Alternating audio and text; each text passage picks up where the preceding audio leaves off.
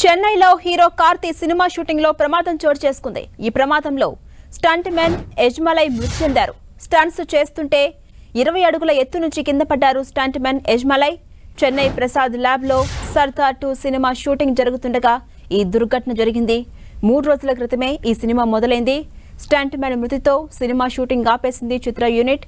Stunt men కుటుంబానికి అండగా ఉంటామని హీరో కార్తీ ప్రకటించారు.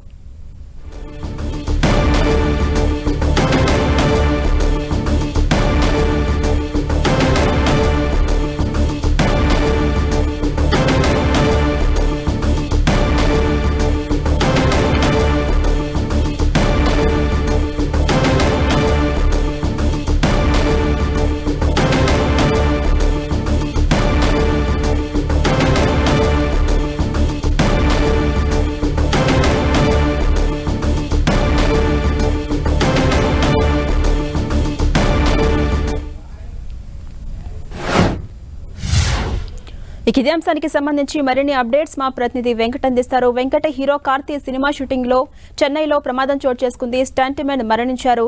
ఈ ప్రమాదం ఎన్ని గంటలకు జరిగింది? అప్డేట్స్ ఏంటి?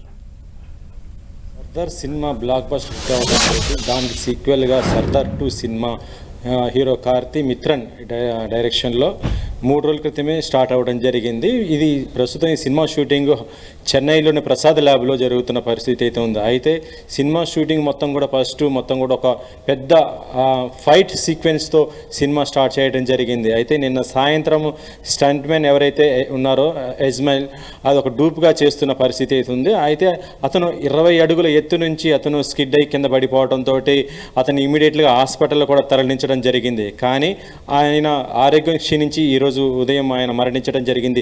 ఊపిరితిత్తులకు బలమైన గాయం తగలడంతో ఆయన మరణించినట్టుగా, బ్లడ్ మొత్తం కూడా క్లాట్ అవ్వడంతో ఆయన మరణించినట్టుగా డాక్టర్స్ కూడా తెలపడం జరిగింది. అయితే ఈ ప్రమాద వార్త తెలిసిన వెంటనే హీరో కార్తీ అండ్ టీం మొత్తం కూడా స్పందించడం జరిగింది. స్టంట్ మ్యాన్ యొక్క కుటుంబానికి ఆర్థికంగా అండగా ఉంటామని కూడా వాళ్ళు ప్రకటించడం జరిగింది.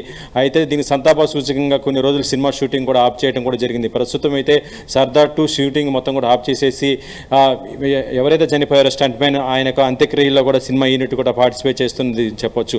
అయితే ప్రస్తుతం చూస్తుంటే తమిళనాడులో అంటే సినిమా షూటింగ్స్ సందర్భంగా చూస్తుంటే చాలా వరకు కూడా ఇలాంటి ప్రమాదాలు జరుగుతున్నాయి. గతంలో భారతీ 2 సినిమా షూటింగ్లో కూడా ఒక పెద్ద ప్రమాదం కూడా జరగటం, అందులో దాదాపు 2 అసిస్టెంట్లు డైరెక్టర్లు అప్పుడు చనిపోవడం జరిగింది. అయితే ప్రస్తుతం నిన్న సాయంత్రం జరిగినటువంటి ఈ సంఘటన కూడా చూస్తుంటే ఎవరైతే సినిమా యూనిట్స్ ఉంటారో వాళ్ళు టెక్నికల్గా చూస్తుంటే కొద్దిగా సేఫ్టీ మెజర్మెంట్స్ ఎవరు కూడా పాటించట్లేదు.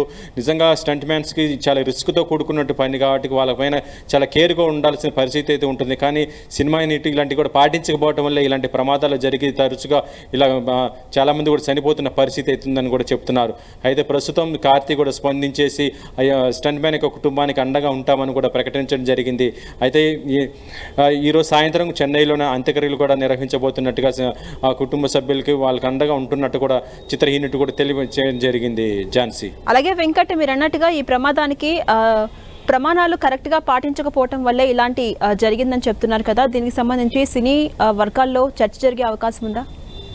ప్రస్తుతం ఏంటంటే సినిమా షూటింగ్స్ అంటే ఏదైతే ఫైట్ సీక్వెన్స్ జరుగుతుంటాయో కొంత రిస్క్తో కూడుకున్నటువంటి సీన్స్ ఎక్కువ ఉండే పరిస్థితి ఉంటుంది. ఇందులో ఏంటంటే స్టంట్ మ్యాన్స్ని ఎక్కువ యూజ్ చేస్తుంటారు. హీరోకు డూప్గా పెట్టడము, లేకపోతే విలన్స్తో ఫైట్ చేస్తున్నప్పుడు ఇలాంటి సమయంలో చాలా కొంత రిస్కే ఉంటుందని చెప్పవచ్చు. ఇలాంటి రిస్క్లో స్టంట్ మ్యాన్లకు కొంత చాలా వరకు కూడా జాగ్రత్తలు తీసుకోవాలి సినిమా యూనిట్.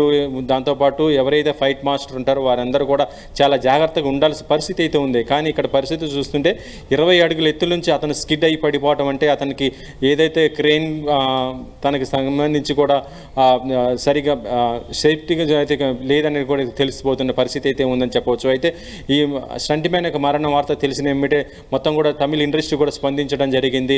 ఇలాంటి ప్రమాదాలు మళ్ళీ జరగకుండా కూడా చూస్తామంటూ కూడా 24 క్రాఫ్ట్స్కి సంబంధించినటువంటి అసోసియేషన్ సభ్యులు కూడా ప్రకటించడం జరిగిన పరిస్థితి అయితే ఉంది. అయితే స్టంట్ మ్యాన్ కుటుంబానికి మాత్రం ఆర్థికంగా అండంగా ఉంటామని కూడా ఇటు చిత్ర యూనిట్ కూడా తెలియజేసినా కూడా ముందు మాత్రం చాలా జాగ్రత్తగా ఉంటూనే ఎవరు కూడా ఎటువంటి ఇబ్బంది లేకుండానే సినిమా షూటింగ్స్ కూడా చేసుకునే పరిస్థితి కలిగే విధంగా కూడా చూస్తామని కూడా చెప్పడం జరుగుతుంది.